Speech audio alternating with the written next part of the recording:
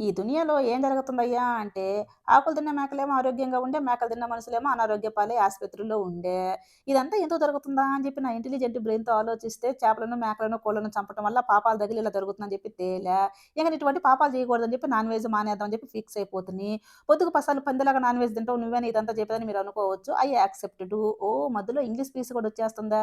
సరే గాని ఇదంతా బానే ఉంది. చిన్నప్పుడు మా అవ్వ చెప్పిన మాట ఒకటి గుర్తుకొచ్చా. ఎక్కువ పాపాలు చేయకుండా పుణ్యాలు చేస్తే పుట్టుకొని పోతామని చెప్పి చెప్పా.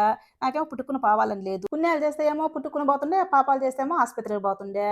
ఇదంతా ఎందుకని చెప్పేసి మధ్యవర్తంగా చేయాలని చెప్పేసి వారానికి 7 రోజులు కాబట్టి 3 రోజులు నాన్ వెజ్, 3 రోజులు ఆకుకూరలు, ఆ మిగిలిన ఒక రోజు కాయగూరలు తినేస్తే సరిపాయా.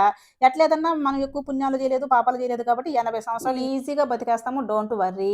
ఇంకా మీరు ఈ కాలంలో ఏమేమి తినాలి, ఎన్ని సంవత్సరాలు బతకాలి అనేది కూడా ఫిక్స్ అయిపోండి. అంతేకాకుండా ఈ వీడియో మీకు నచ్చినట్లయితే అక్కడ ఒక బొచ్చు పెట్టిపోతాను. దాంట్లో ఒక లైక్, ఒక షేర్, ఒక కామెంట్ ఎసేసి వెళ్ళండి. Thank you for watching. By by. Subscribe మర్చిపోయారు. అది కూడా ఎయండి.